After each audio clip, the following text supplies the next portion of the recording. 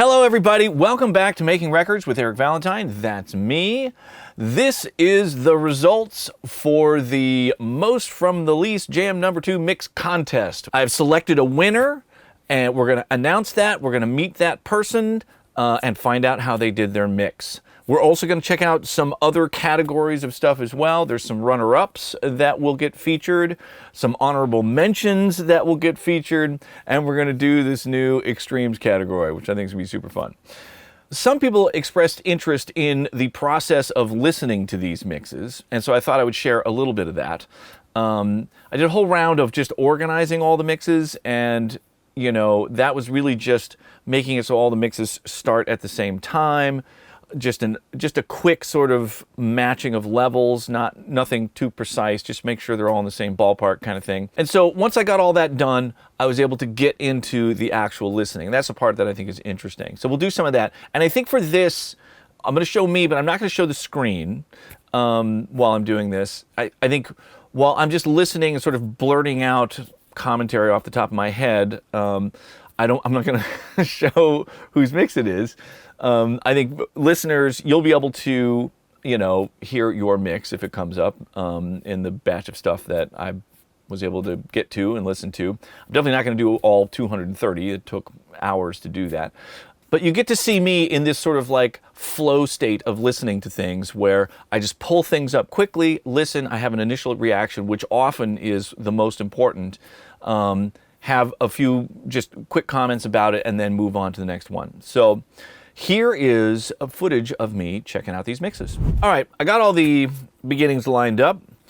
This is when we can actually start listening to stuff. I haven't precisely matched levels yet. It's not important at this stage yet. I just can't imagine the time it would take to really level match 200 mixes. It's just not that crucial at this point. Once we get to the semifinals, we'll do some level matching and for the final shootout.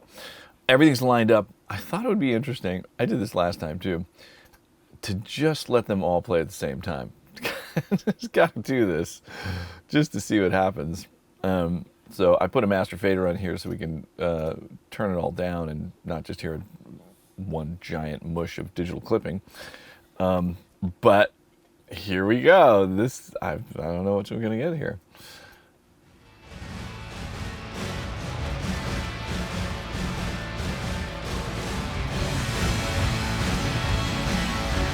Interesting. You know,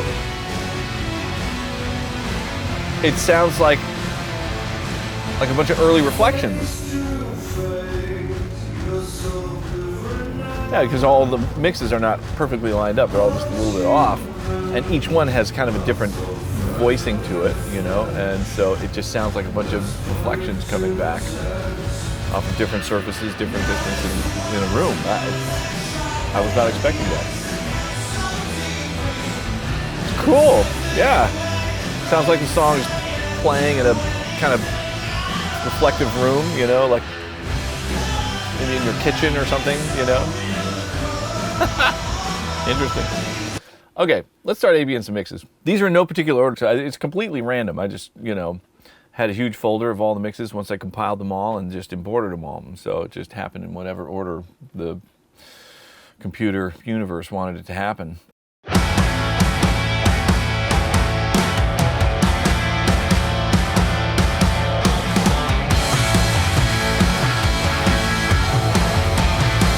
Nice dynamic transition.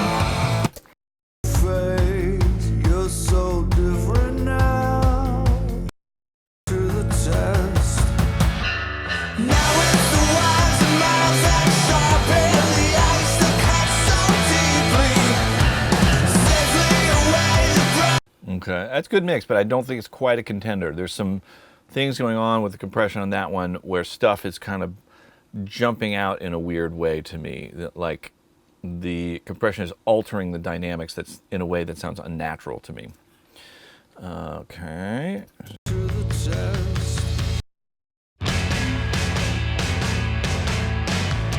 I can tell already the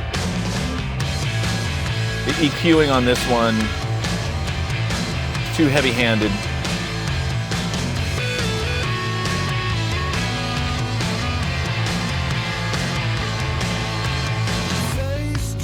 and there's a lot of distortion.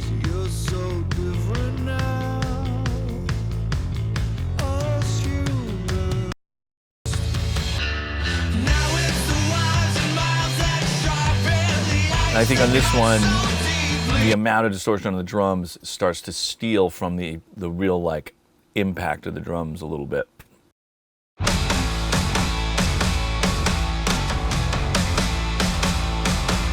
So this has got a lot of low mids pulled out. A lot of low mids pulled out. I would say a little too much.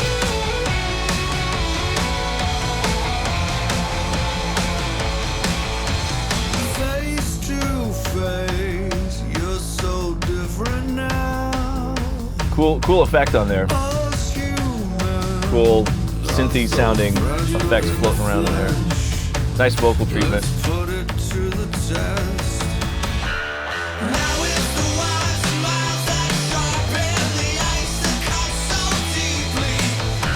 Yeah, overall I'd say the lack of low mids in that one makes it just feel too gouged out to me.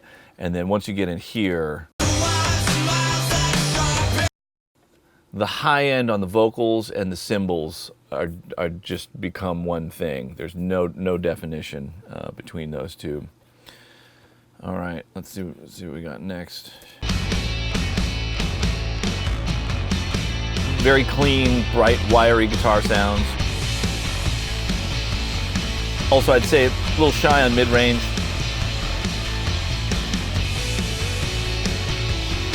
The lead line seems like it could be louder.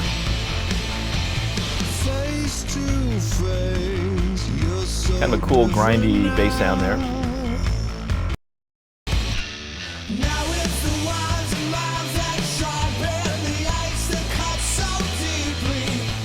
Yeah, I'd say that one's a little too mid-range shy.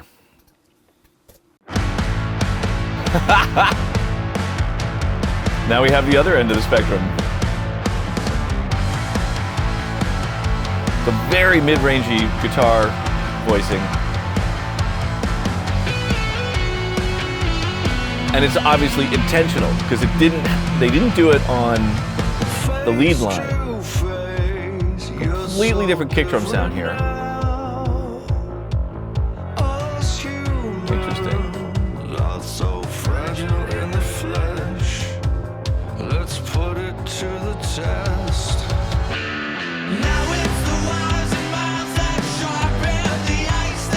Crazy sub low end stuff on the kick drum in this section. It's like a different kick drum treatment for every section. Okay, that one is a little too extreme for my taste. A lot of level. This thing is just blown up. Oh my goodness. That is a lot of distortion to have on your whole thing. And you can just see it in the file. On the loud sections, there's no dynamics. It's just a big, flat, solid waveform. Let's put it to the test.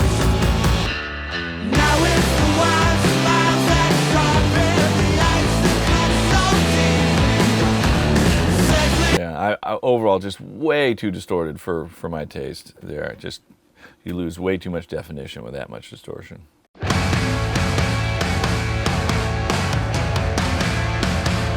This is cool.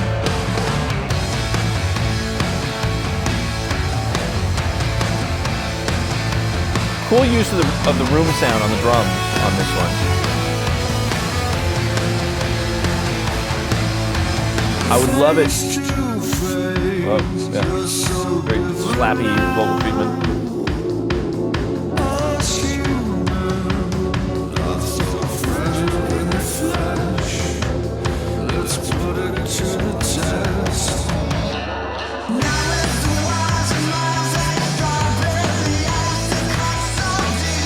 Some really cool choices in there. I really wish that the low end was kind of punchier and more present on that one. It feels a little bit unsupported on my system here.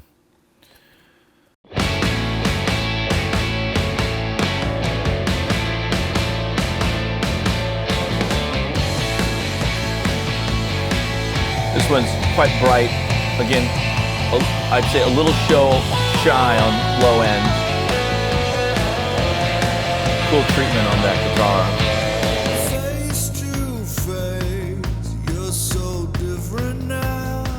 Get up to the change here.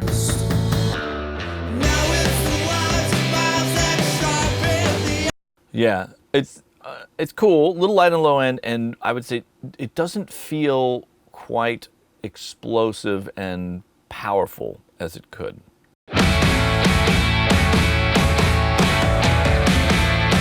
Cool, a lot of impact on this one.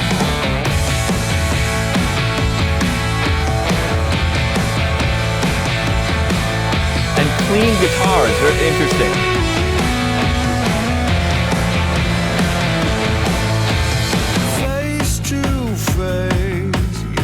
Yeah, this one's cool.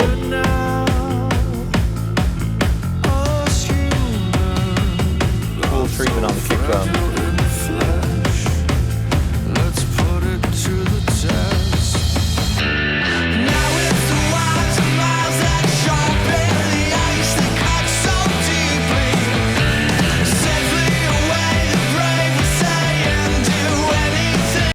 Okay, I'm gonna put that in the contenders. So, and I'm gonna be on 20, right? Yeah, so.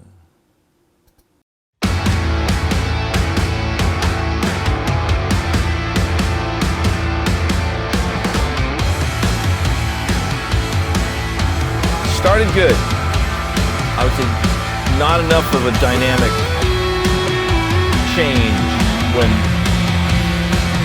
the actual groove comes in. Face to face, you're so different now.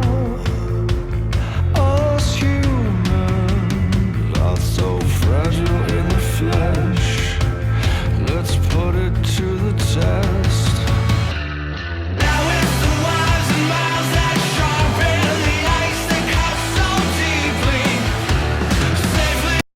So there's some cool treatment on things, quite a bit of distortion on there, and I would just say that the transitions, so like when it went from the intro part into when the actual groove kicks in, I feel like that should be sort of like this step up in just size and intensity, and it feels pretty flat there, and then when the sort of broken down verse happens, all of a sudden a bunch of bass comes out. And so it's almost a little bit backwards the way the dynamics are going into the verse. It makes the big powerful sections not sound as huge, relative to what's supposed to be the quieter verse,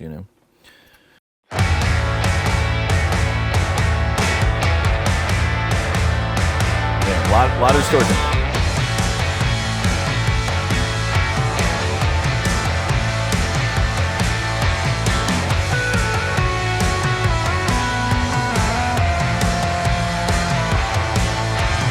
Face to face, you're so different now. Cool. Extra sort of industrial percussive sounds in there.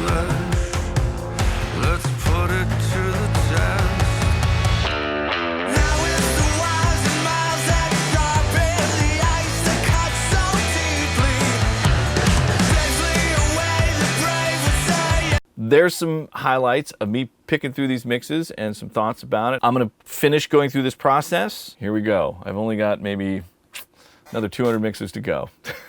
All right, so you get the idea there. It's just me listening to stuff and giving my opinion about it. It's just one person's opinion. And, who knows? Maybe there's things, if you are able to identify your mix and you hear my comments, if there's something, useful in there, that's great.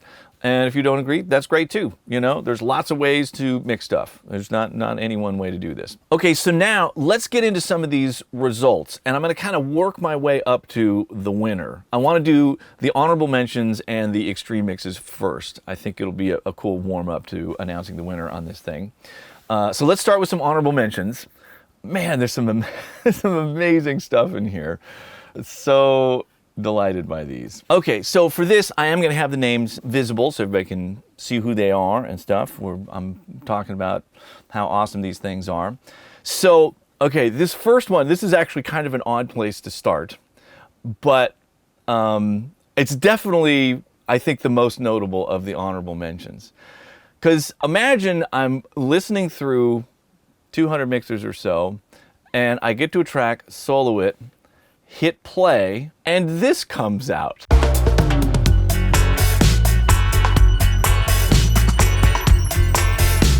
And I'm thinking, why is this person sending me a spooky reggae song? It's cool, but oh, wait a minute. This is the song I recorded. What's going on? It's so cool. And it sounds incredible. Really beautiful mix, beautiful choices, beautiful sounds. And now listen to the transition into the chorus.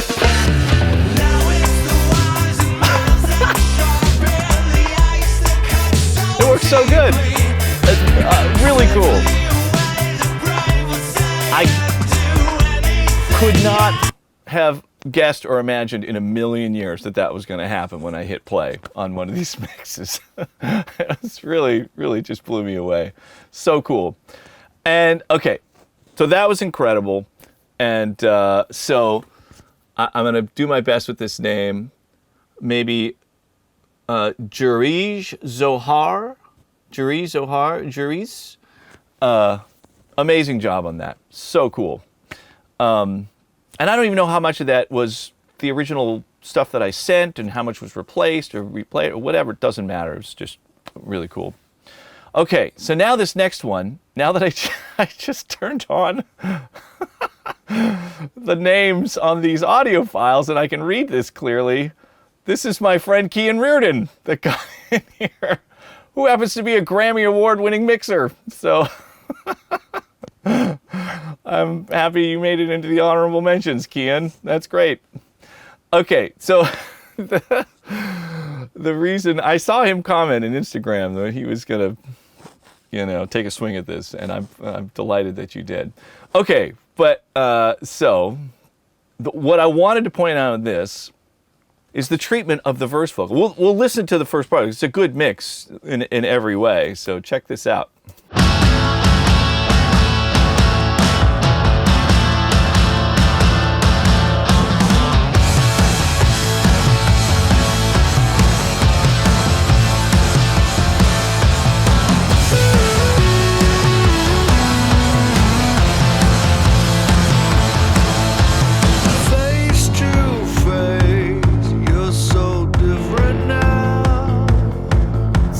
Such a great treatment on the vocal. Not so fragile in the flesh. And that thing of compartmentalizing the vocal sound, he pulled out a ton of low end when I'm singing low and have it still sound balanced and not sort of just lopped off in the low end can be very difficult to do. And this treatment, it made me sound like a better singer than I am. I was really, really impressed with this. I didn't realize this was Kian, but that was the reaction that I had to this, and I still feel the same way about it. So well done, Kian. It's so funny. Okay, so this next one, I'm going to do my best with the name here. First name I can do, Rich Inouye, I think, Inouye, something like that. Okay, I hope I got that right. The thing I really loved about this mix was the treatment of the guitar in the verse. So this is another thing that was really special in the verse. So check this out. Again, we'll listen to the first part of the mix. It's another great mix. The verse guitar treatment is so cool.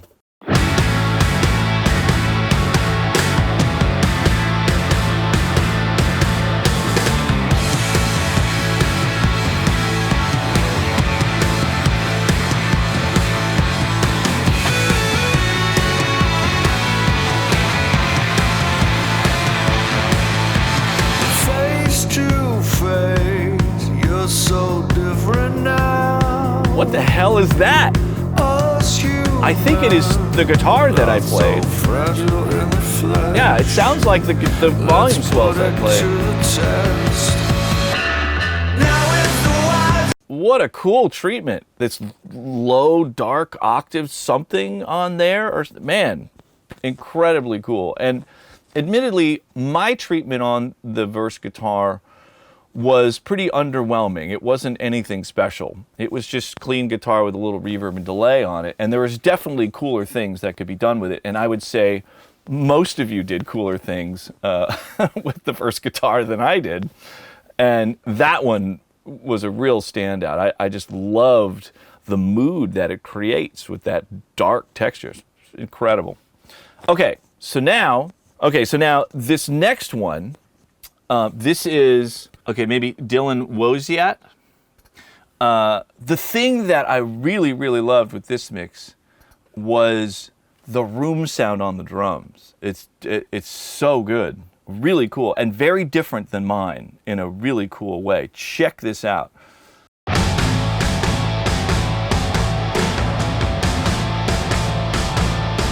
There's like this really cool, dark, aggressive energy in the room sound.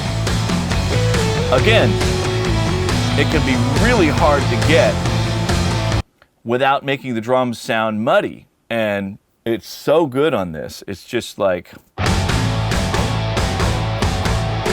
really, really awesome.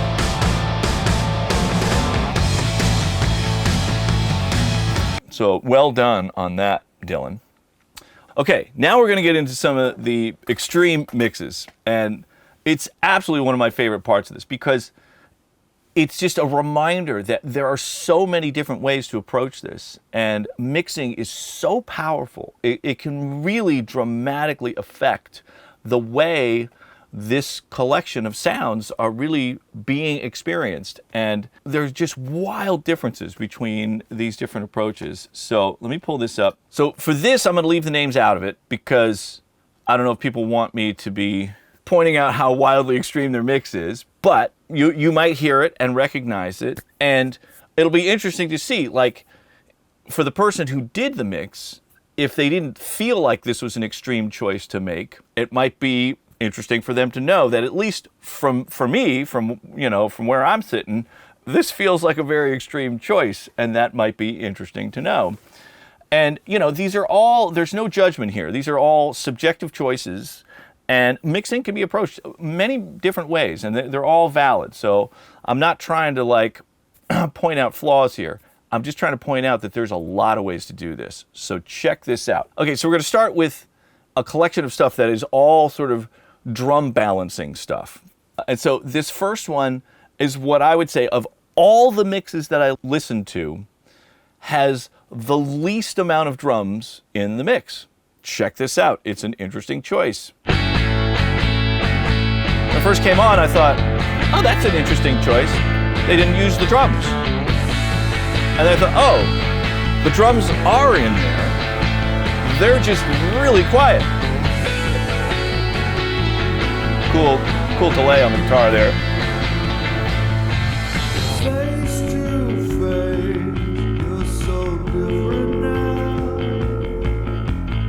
Yeah, so, it's just another way to approach it.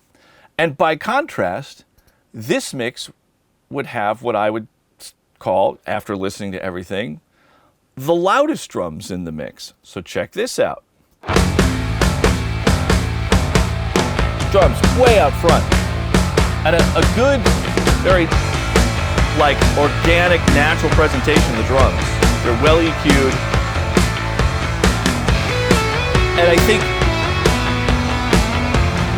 so the guitars end up sounding like they're placed more in the background, Because mixing is all relative.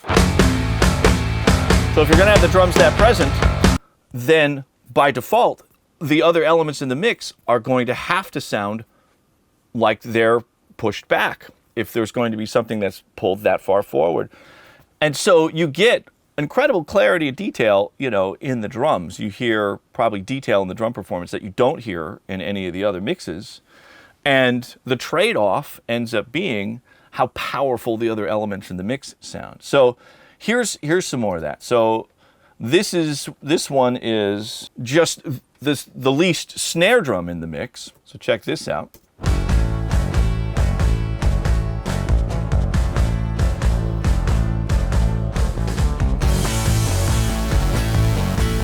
So in this section, you almost wouldn't know that there's a snare drum being played on the backbeat.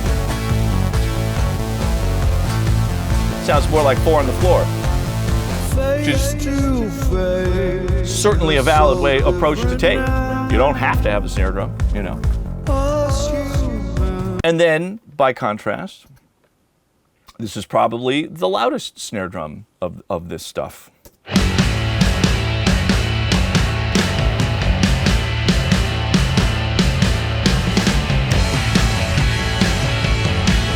Good snappy snare drum sound. I see why you'd want to turn it up.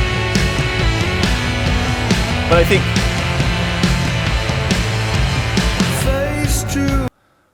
when you have a single element pushed way out front, unavoidably the other elements sound like they're pushed back. And it kind of reminded me, I recently rewatched the movie The Aviator, and it reminded me of this. That there's this moment where Howard Hughes, played by DiCaprio in the movie, he's struggling. He's really frustrated because he's trying to make this amazing war epic movie, Hell's Angels, about all these, World War I fighter pilots and dogfights and stuff. And he's watching the footage, and it's like, why? These planes look like they're going so slow. It doesn't feel like that when you're in the planes. Like, what is going on? And he has this huge realization, this big epiphany, like, oh my God, you can't tell how fast they're going because there's no context. You have to know it's going faster than what, or you have no sense of how fast anything is going. It's the same thing with mixing. Mixing is all relative. It's so important to remember that. It's a lesson I learn over and over and over again. I'll forget about it and relearn it. And this experience sort of highlighted it again for me that, like, if you want something to sound loud, there has to be context for it. And so it's loud compared to what? It's louder than what? And you have to give a listener the context to know that this thing is loud because it's this volume compared to some other things. So you have a sense of loudness in the room. And if you turn up your speakers really loud, things sound loud because they sound loud compared to what we're used to hearing, which is mostly someone talking, a spoken voice. And so things can be loud relative to that. But within a mix, there's a way to mix where things can sound loud even when it's not turned up loud in the room. And that's the magic of mixing. And the ability a mixer has to create a psychoacoustic effect of something being loud within the context of a mix. And it's a huge part of it. It's a really big deal. I think some of these mixes were a good example of extreme choices that were made and how they can affect the perception of something being loud in a mix. All right, so there you go. Okay, so these next couple are more about EQing and the voicing of the mixed. So this one, I would put quite a few mixes that were sort of in this range and sort of in this category, but this was a really good example of it. And so this was probably one of the more, or maybe the most mid-rangey of all the mixes, just the way it was EQ'd. So check this out.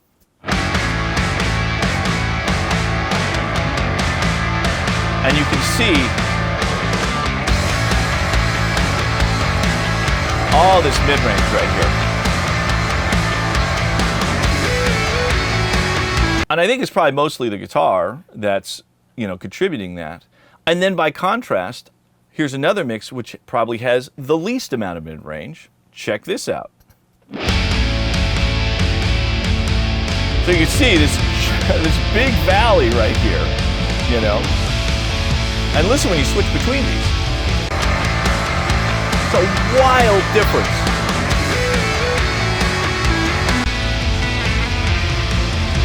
And once my ears sort of acclimate to each of these, there's things about each of these mixes that I like. You know, I don't think either choice is inherently wrong or bad. They're like, this is just as far as you go in each of those directions. It's really, really interesting.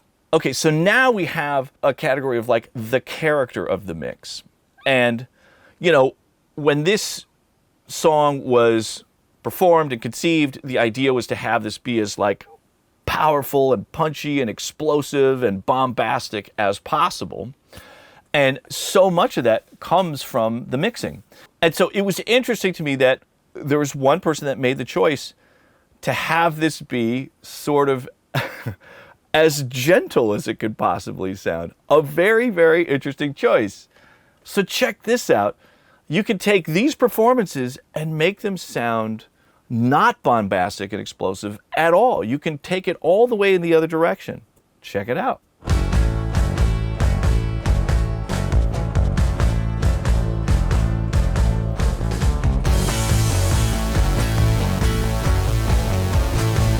Everything just feels so much softer and lighter and more gentle. Just obviously, the choice was made to not put any distortion on the guitars, or just using the DIs, I'm guessing. And so without any distortion in the guitars and not using a lot of compression on the drums and all that stuff, it's absolutely just going to sound way more relaxed and way more gentle. Just a very interesting, very different take on it. I mean, it's like the opposite approach from what I was trying to do with the mix that I did. So very cool. Okay, now this one, this is also sort of in the frequency and EQing category. And so this is interesting.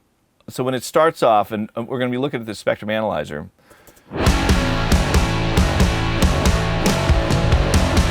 When the full groove comes in, I thought, wow, really good use of all the frequencies. Like this thing is like super duper, just kind of flat all the way across.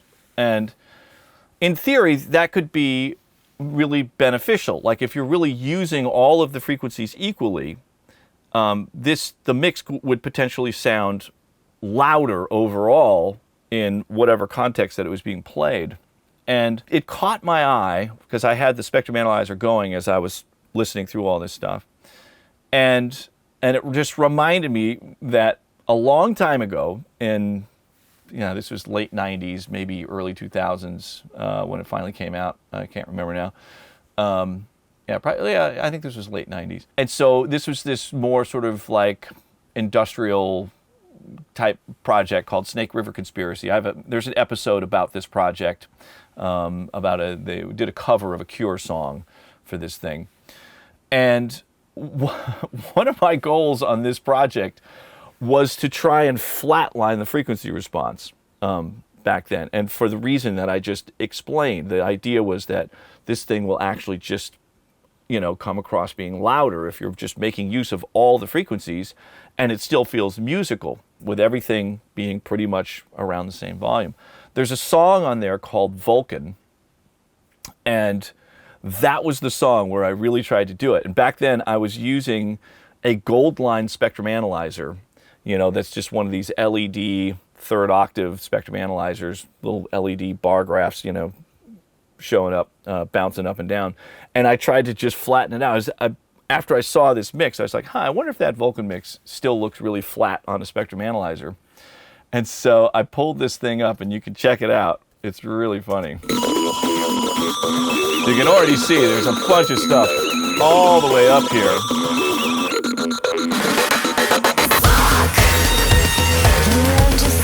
And look at that thing. It is just flat across. So there you go. That was my attempt to try and flatline the frequency response on a mix. And I think it actually worked pretty good on that song. A little bit of a detour there. Okay, so now let's get into the winning mix and the runners-up. I'm going to quickly play a couple runner-ups here because it was quite close. This first one on here, this is Mike Curtis. Really, really close between this and the winning mix. So we'll just hear a couple of these and then we'll get to the winner. But this is a great mix. Really, really enjoyed this mix.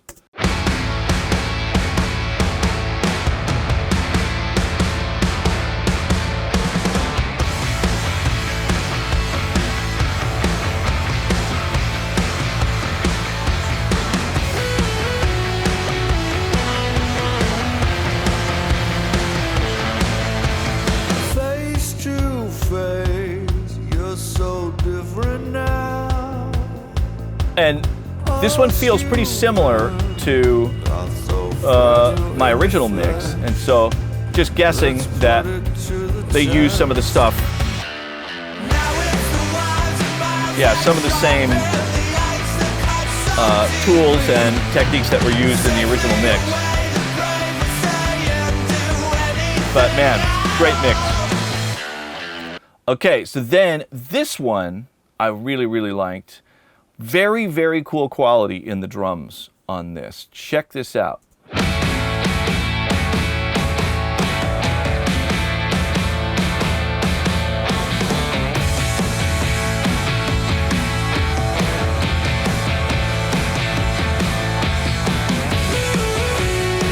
And the drums all do this thing where they all sound like they're bending down. Boo, boo, boo, boo, boo, boo, boo.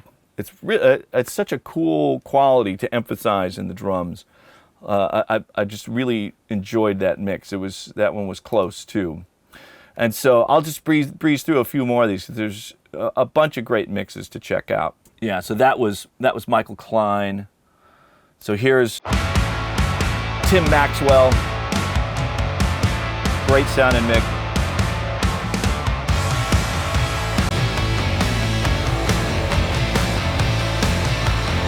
Gordon Gurley.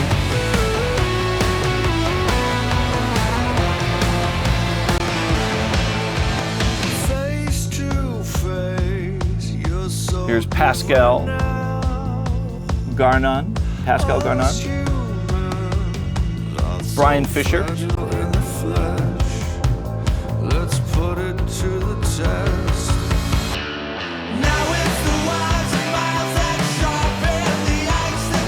Here's Buster Oldham.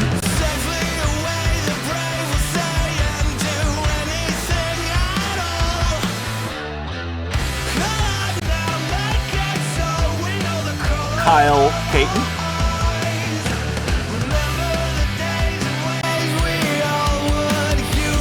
Eric Emery.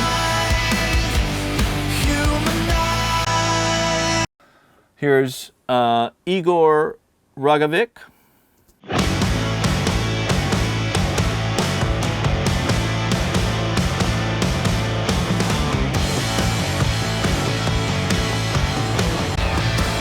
And Graham Betchler. Bunch of great mixes. Okay, so now the winner. This is a gentleman named Damir Puch. I hope I'm pronouncing that right. I'm trying to do it as good as I can. I heard him say it in his video. I'm trying to do that the same way. And this mix had a degree of punch and clarity and tightness in the low end that I just felt was exceptional. And of all the mixes, it was the one that was kind of the most satisfying to just really crank up in the room. And just, it let you listen loud, and it's still like bright and present, but man, this is a great mix. So check this out.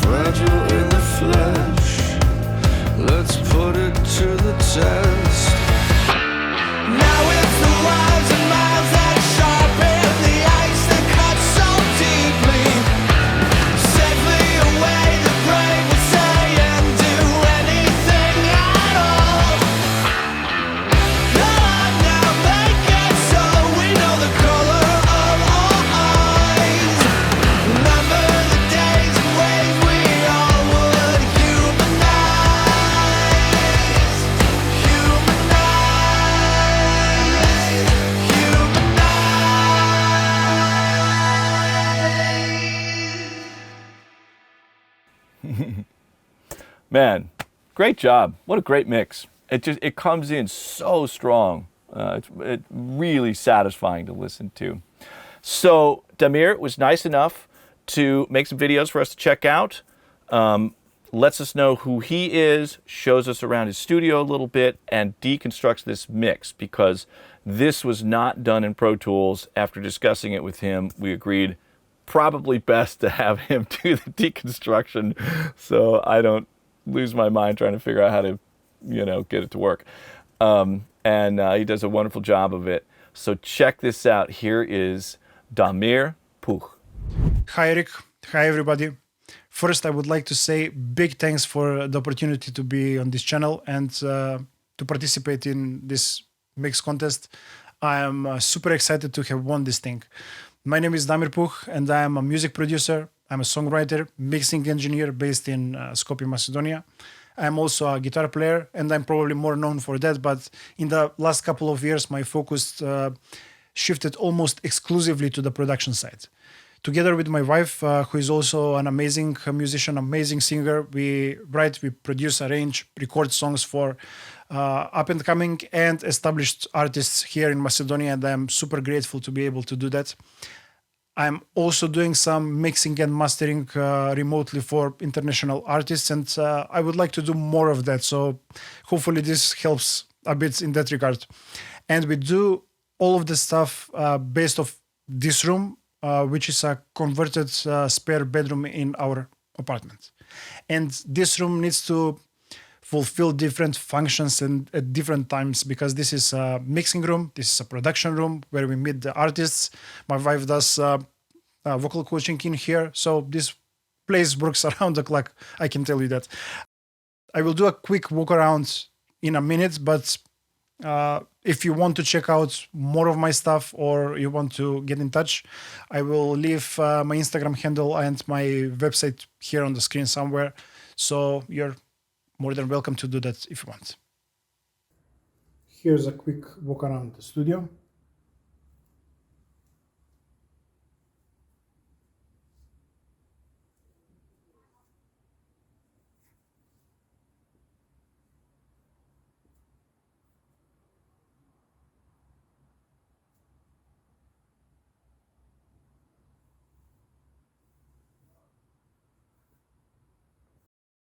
Okay, so let's dive into the mix.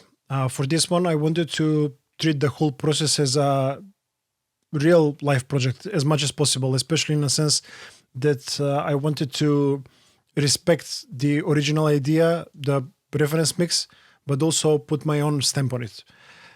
And as you know, the tracks came in pretty raw form, a lot of DIs. So basically what I tried to do was recreate some of the elements of the mix similar to the original version based on Eric's Deconstruction video, and then complete the song by doing some things differently based on my tastes and how I hear things and what I think felt right for the song. So what I really want to do in this video is focus more on the elements and the sounds and the methods. There may be different or they sound kind of the same, but the way I'm getting there is probably a little bit different, and hopefully you will find some of these things interesting and useful to you. So anyway, let's dive into the drums first. We will start with that, and right away the biggest difference is that I'm using drum samples on this one. I know there will be at least one person on the internet that's gonna completely hate this, and he's gonna let us know in the comments, but hey, it is what it is. I couldn't get the drums to sound the way I wanted in any other way, so I used some samples, especially for the snare drum, not to completely alter or replace the recorded tracks, but just to solidify and to augment the sound. Here we have the organic tracks with the exception of this kick sub track, and by itself the kick sounds like this.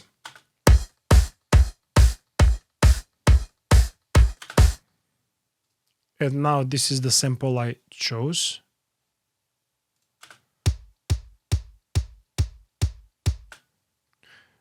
So this would be will be probably more obvious to hear in context of the whole drum mix, that the sample is actually providing more transient detail and punch, but it's not a night and day difference. So yeah, here it is without the sample.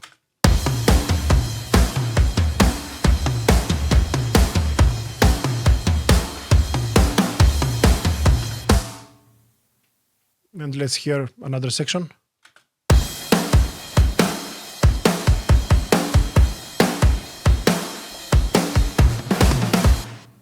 So not really doing much.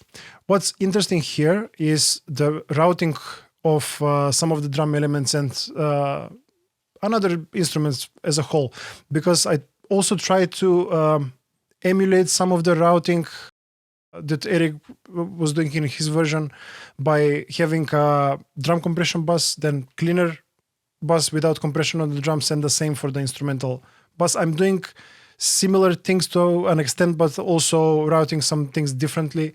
And here on this kick sub track, which I'm predominantly using as a sub kick, basically only using the sub information, I'm sending a healthy amount of the signal to my drums, no compression, basically the cleaner bus, because I don't want that low energy to pump up the whole track. And yeah, usually with low end, with compressors, it gets like that. So I'm splitting the signal in two ways.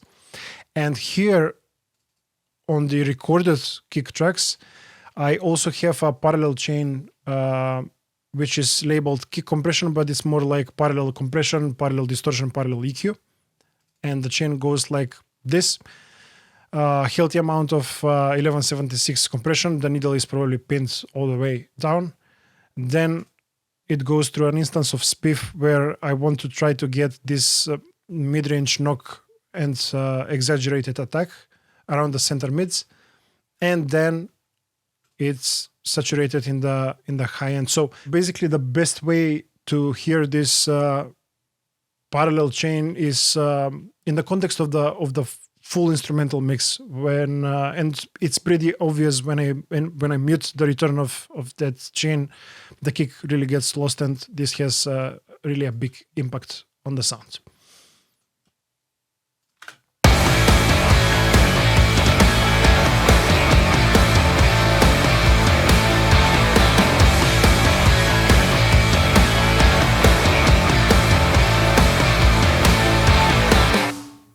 Let's move on to the snare samples, and here is where it gets interesting, because I'm using 4 different samples on the snare, and each has its own role and provides a different function in the mix. First, I will play through those samples so you can hear them. The first I'm using is really just a basic clean sample hit, which is a little bit thin sounding, but it makes sense in the context of the full mix. Then I'm using a sample which provides me sustain in the and length to the snare sound.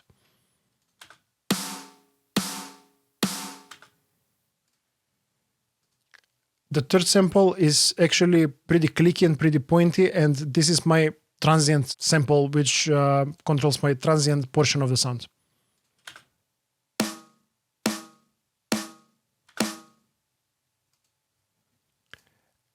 And the fourth sample is actually an ambient room snare sample, which helps me get the snare to explode in a right way in the rooms.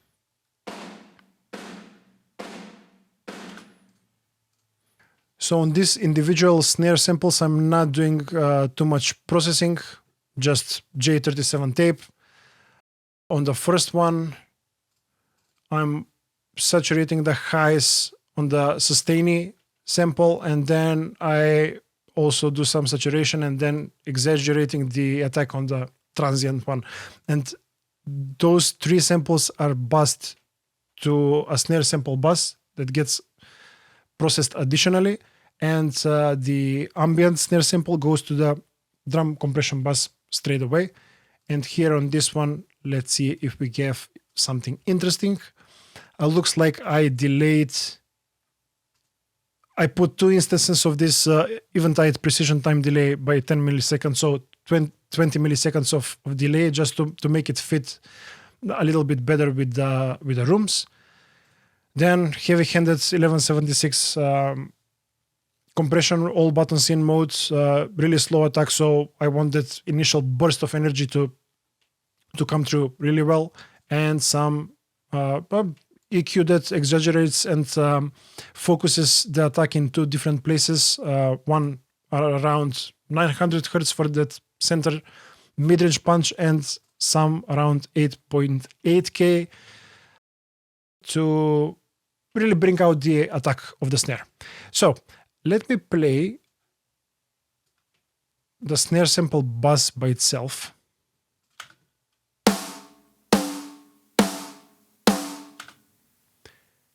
So those are closed mic samples combined, and you can hear it sounds a little bit fake, a little bit thin, but in the context of the full mix, it gives me that punch and aggression I really like from snare drums. And now in the context of the full drum mix, when I mute the snare sample buzz, you will hear the difference right away.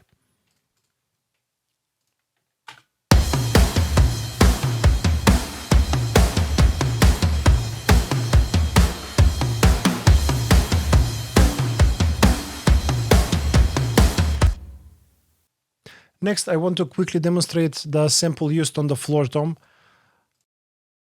I didn't feel the need to put any sample on the rack tom. That sounded great by itself. And for the floor tom, what I needed actually was not so much level and control, but I was struggling a little bit to place the floor tom in the stereo spectrum. So this way with the sample, I was able to really solidify and pinpoint where I want the floor tom to hit. And because of this intro groove where the toms are basically integral part of the groove, I really felt the need to augment that sound. So this is the floor tom by itself. And this is combined with the sample.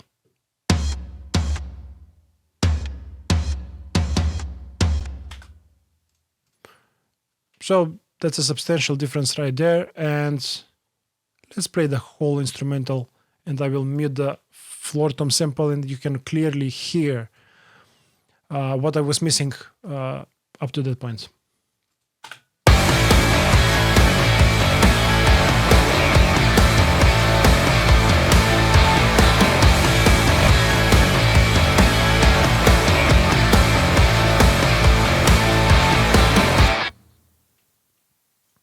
So yeah, that helps with the tom groove there. And speaking of the tom groove, the way I have routed those toms, I'm also sending quite healthy level to the non-compressed drum bass, because what I want to achieve here is have the compression really glue those downbeats and those the kick and snare predominantly.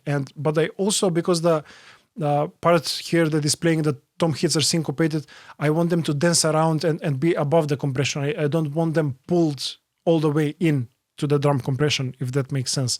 So that's why I'm splitting the signal here with this send. So I have the toms both going to the compression on the drums and outside of that. And when we're speaking about routing, the last thing about the drums I want to show here is this crash cymbal. As you can see, the output is routed directly to the main, which is essentially my mix bus. It's not going to any of the drum buses, not to even the instrumental bus. And the reason for that, this was done maybe 1 hour before submitting the mix, because I was hearing the final version, and the EQ sounded good. The drums felt great, but I felt the groove and the feeling of the cymbal felt a little bit odd. And what I realized was that originally this crash cymbal was being tossed around by the compression all over the place in the stereo spectrum, in the stereo fields, volume-wise, everything. So this looks like a really clumsy and desperate move to solve that issue, as you can see, and this basically solved that issue. Now the crash symbol goes right to the mix bus. It's not affected by any compression, so you have those solid quarter note hits that help with the bounce and the groove, and it just feels right. So on the group drum bus, I have some parallel saturation. Here with this black box, the mix is really down low, 19%. Then I'm boosting a little bit of 5K to get that aggression in the drums. Tiny moves to add a little bit more low end and high end here. Then I'm doing this AR1 thing, which Eric also did, but I'm also keeping the dry signal a little bit in there because the mix is not all the way up. And I'm doing the same move to add more compression when the chorus comes, because yeah, I felt that was a really great move, and I copied the same philosophy into my own mix. Let's move on to the bass guitar, and here things get a little bit interesting. As you can see, the signal chain on this one is pretty involved, but it's much simpler than it looks. What's interesting here is that I'm not splitting the DI into multiple channels and processing them differently, but I do all the processing on one track. And I've been using some variation of this signal chain for all of my productions in the last 5 or 6 years. It's a really powerful and really versatile setup that I wanted to show.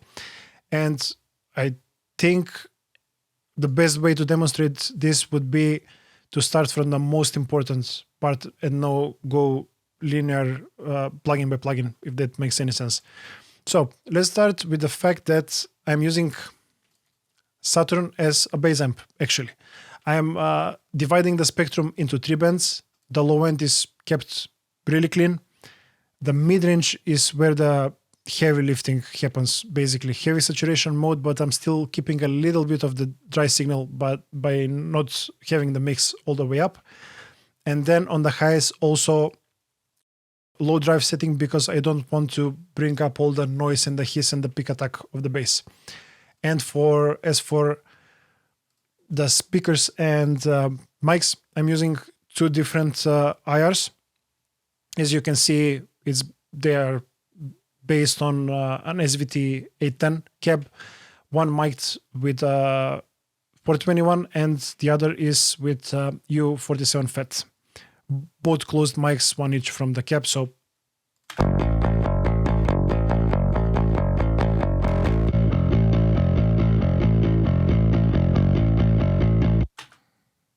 now we're getting somewhere, but it's still not where I want to be. So basically I'm boosting and compressing before the Saturn plugin. And I'm doing that with this 1084 style EQ by boosting 1.4, 1.5K all the way up. Also a healthy amount of boost at 7.2K and some high shelf, some tiny bit of a low shelf as well. Then I go into a round of compression, which is this is my favorite setting on bass with 1176 style compressor.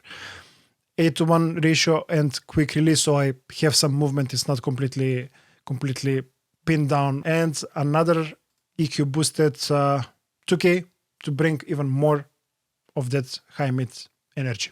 So I will go through these 3 plugins and you will see how the sound changes basically.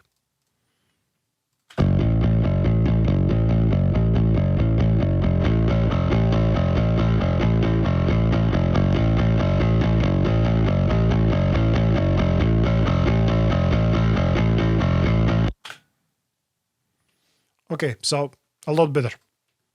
Now, after the impulse response, I go through another round of compression. Now a little bit softer with LA2A, just to have a little bit more control and to prepare me for the next stage of processing, which is pretty interesting and important. So here is this compressor in action.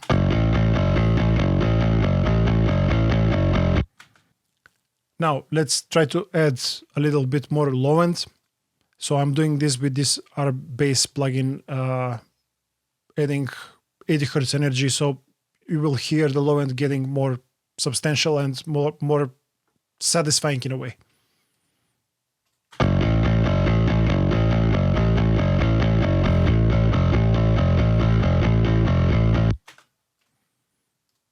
Now, this is an interesting plugin, maybe one of the most underrated Waves plugins, Shapes Parallel Particles, which is basically 4 different parallel processes that do a lot. I think this plugin does a lot under the hood, and they're labeled in a way that you turn a knob and it does something.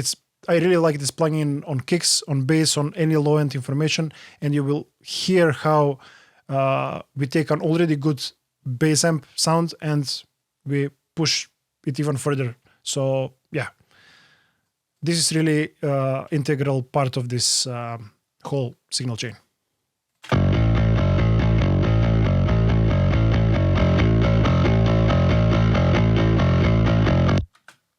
More aggression, more drive, fits well with the drums, as you will hear in a moment. So yeah, and those 3 last plugins are basically cleaning up of some low end, low mids. I do a little bit of multi-band compression where I split the low end into 2 bands, and because I want to have control over the sub portion of the bass and the upper part where I want a little bit more movement, and additional EQ, just some additional cleanup. And what's important here is to note that up to this point, I'm still treating this signal chain as part of the bass sound, like sound design. The mixing and fitting into the track happens when I route this bass track into separate bass bus, when I do some additional processing to glue it with the drums. And we will see that in a moment, but just let me play maybe a different section of the song with the finished bass sound up to this point.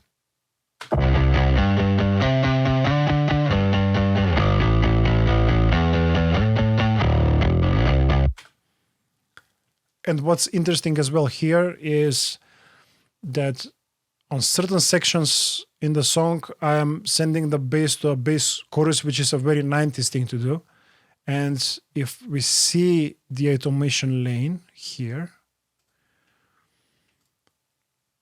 you can see that I'm not sending in this intro because it's very aggressive, and we already have a synth bass that is spanned hard left and hard right, and that's providing me some low information width.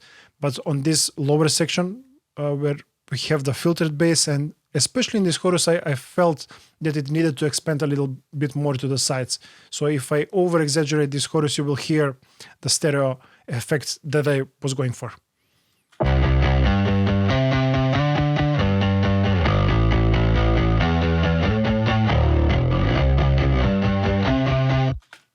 So now let's go to the bass bus. And you can see here, I was cleaning up some resonance, cleaning up this problematic area you often find in basses from 100 to 150. And I also have this move, this dynamic EQ that only pins down that low register note I think it happens in the intro riff as well in the chorus. You will see the movement when the bass part goes to that low notes, it pulls down, so it's more balanced with the rest of the notes.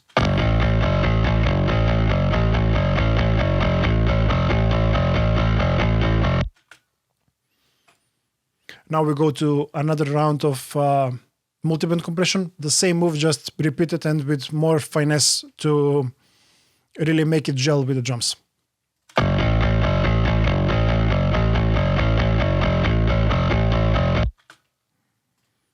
And this is the move I also copied from the original track. You already have seen this in Eric's video, so no need to go with this again. Some additional tiny moves to finalize the sound, and this EQ is automated, so it only happens in the verse. So we have that lo-fi bass there, and this bend is also automated to to have a sweep and to seamlessly go into the chorus to the next section. We can take a look at that.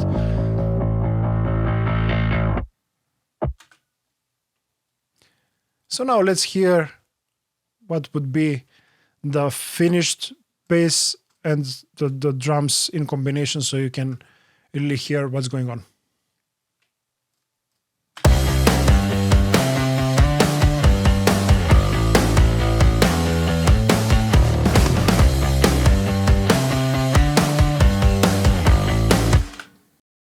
Let's move on to the guitars. And speaking of guitars, I really wanted to challenge myself and stay completely in the box for this one and only use amp sims, because when I usually get DIs to mix, my natural instinct is to reamp them to a real amp.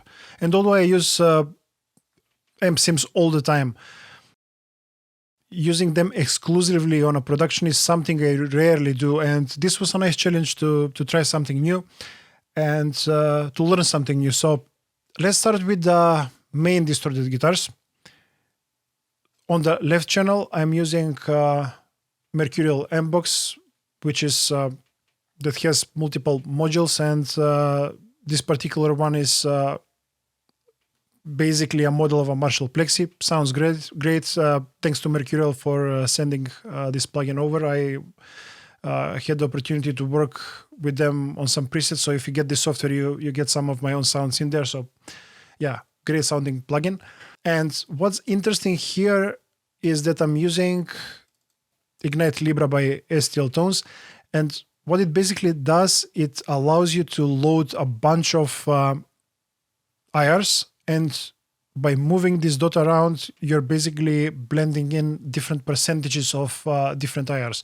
So as long as you're using a good collection of IRs which are phase coherent, you won't run into phase issues, and it won't sound hollow and phasey when you move things around. And this is really a great way to find some interesting combinations and unique combinations that you wouldn't necessarily find by using only one or maybe combining two or three impulse responses.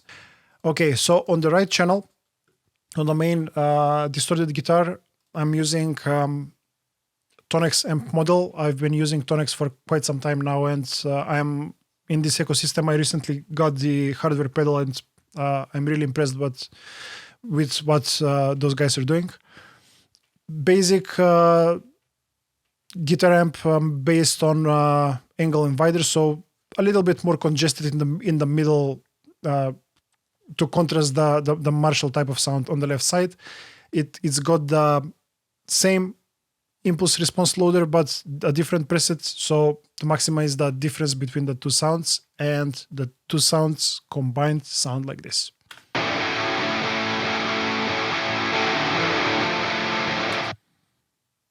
Let's try different section.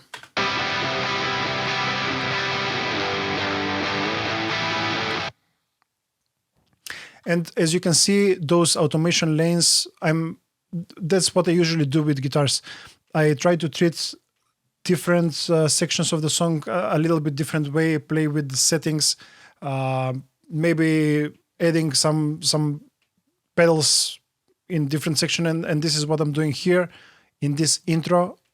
On both guitars, I'm adding this fuzz and EQ pedal, and those pedals are bypassed in the chorus because I felt in the chorus those guitars needed to be a little bit cleaner. I also automate some EQ move to make more space for the vocals. The point being is, having a static mix with the guitars, for me at least, it rarely works. I like to, even if I have the same sound, I find ways to manipulate it into different sections and tackle those part by part.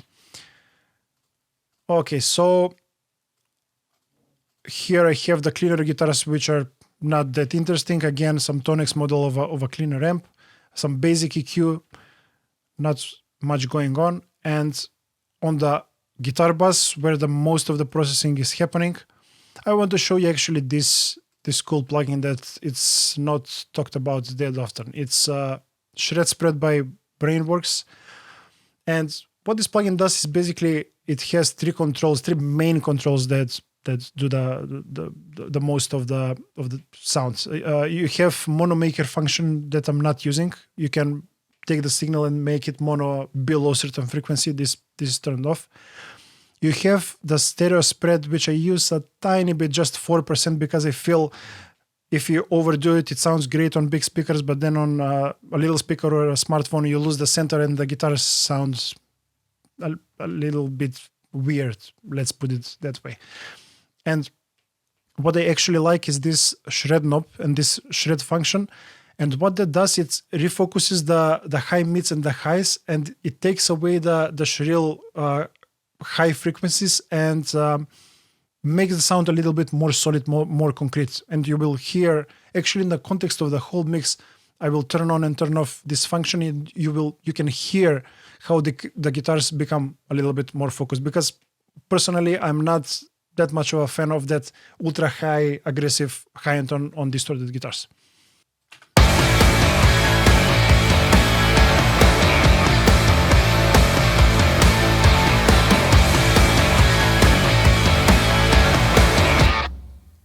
Let's just do the guitars so you can hear it more clearly.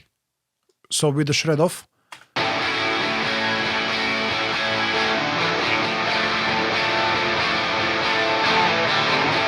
Off.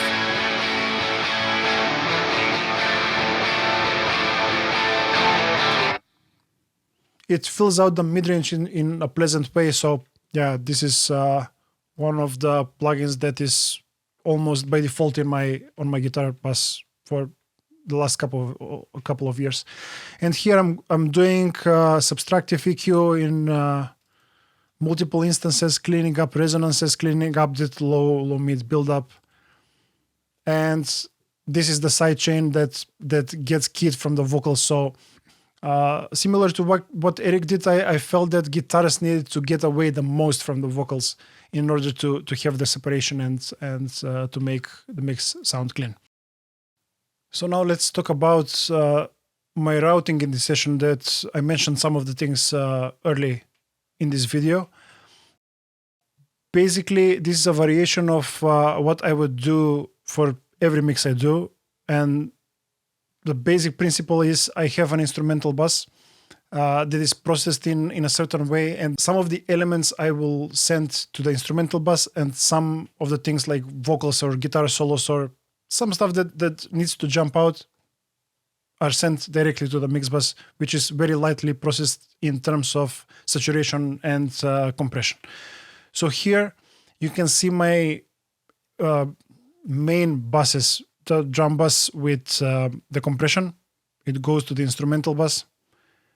The drums without compression, which this is basically the only exception in my default workflow. I was experimenting with this two bus thing with and without compression, and this quickly became just a volume control because it just processed with this tiny lift here at 5K and nothing more, and this goes straight to the mix bus. The bass guitar also goes to the instrumental, and the guitars actually go straight to the mix bus bit because I already got the sound I was looking for, and I didn't want them to be pulled by the compression and be altered in any way. So those bypass this instrumental bus.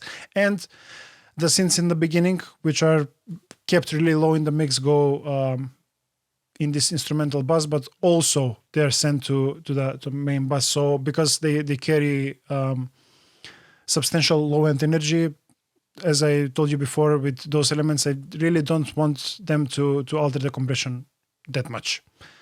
So on the instrumental bus, I'm not doing too much coloration and processing on the bus itself, but I'm sending them to a heavy parallel compression. So that's my variation and my version of having a instrumental or music bus with compression and another one without.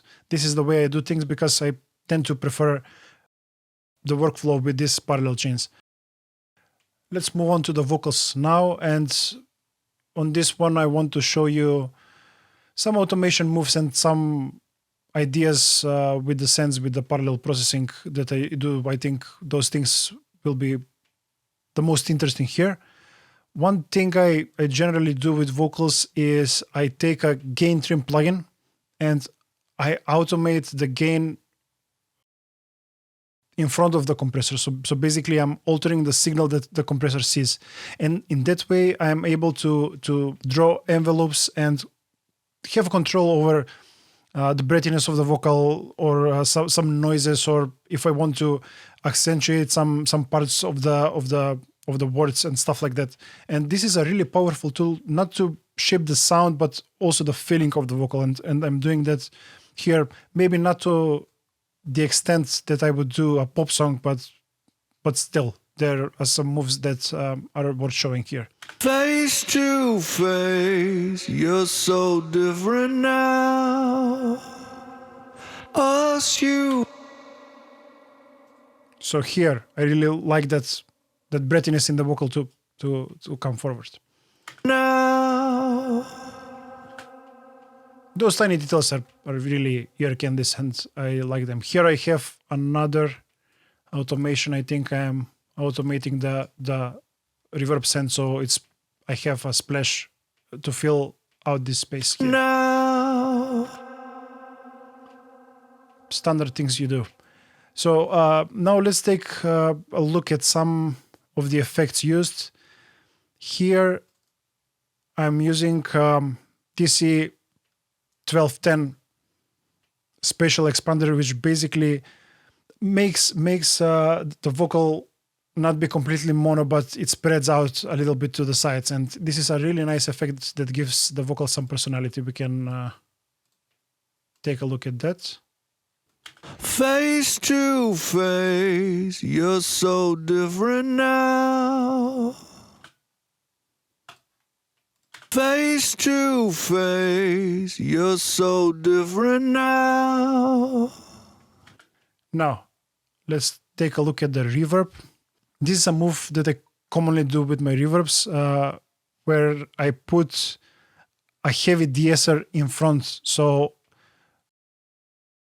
when the S happens, it gets tamed, and I don't have the S splashed into the reverb. So the S is dry and really in the middle, and then you have the splash of the reverb without that aggressive S. And the reverb itself on this is really long, really vibey. I'm using the plate setting in Valhalla Vintage Reverb, quite long reverb and quite filtered. So I'm filtering out the low end and the high end. So I'm keeping the reverb in the middle. And let's hear how this sounds. Face to face, you're so different now. Us humans. So really long tail, which works in this context. And I also have a really subtle slab. You can see the values here. It's in dual echo modes.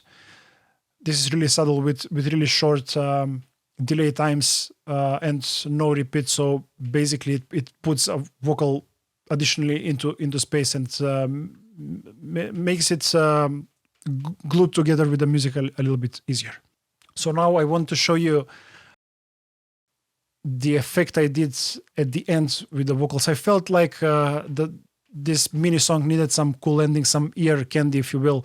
And when I heard the stacked chorus vocals and the harmonies, I almost felt like I wanted to do a Freddie Mercury thing, a Queen thing, where you put some flanger and space out the vocals in some way, so it fades out in an interesting way. So in order to do that on the vocal bus, I put Valhalla Space Modulator and basically I automated this rise. You will hear it in the context and you will understand it better than I can explain. So yeah, this was the effect I was going for.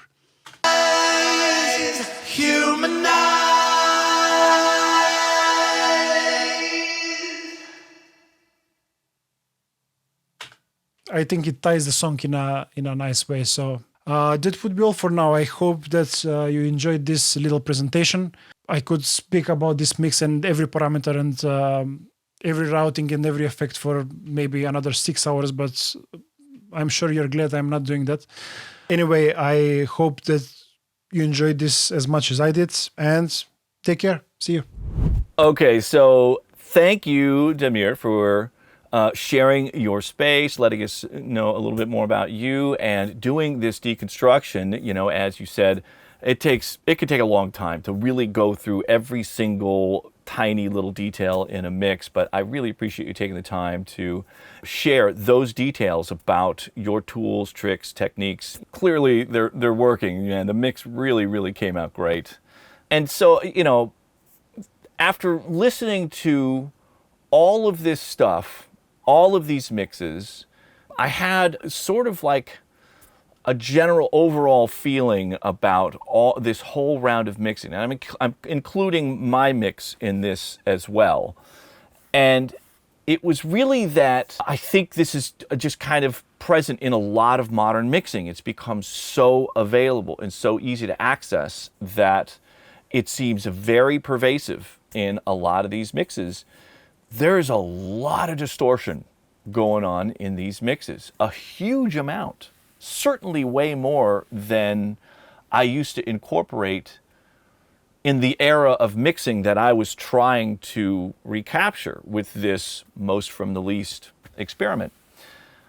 And what I've noticed is that with so much distortion in there, it does sound super exciting and aggressive and really dense, and it glues everything together. It has that to it. But there's definitely a trade-off that I'm starting to notice, which is that it's so thick sounding that it becomes harder to really turn it up in a way that really feels satisfying. It's just like, it's such a wall, it's such an onslaught of overtones and distortion that it doesn't feel super crankable to me. Certainly not in the way that a mix like, let's say, AC/DC Back in Black, you know, like it's a simple arrangement, just unbelievably brilliant, simple sounds. That mix sounds incredible on anything you play it on. Headphones, big speakers, a dance club, anywhere. In a stadium, you know, sometimes it'll be part of somebody's, you know, pre-show playlist or something. It always sounds absolutely amazing. And you can turn it up as loud as you want, and it just gets more satisfying the more you turn it up. It's such an incredible mix. And one of the big differences, not a huge amount of distortion on that mix, you know? And like, I had that sort of moment in this process where I was worked along, yeah, I think my mix is doing great, this is cool. And then I started A/Bing and compared it to, like, you know, a Third Eye Blind mix. There's one that I chose for this, Good For You.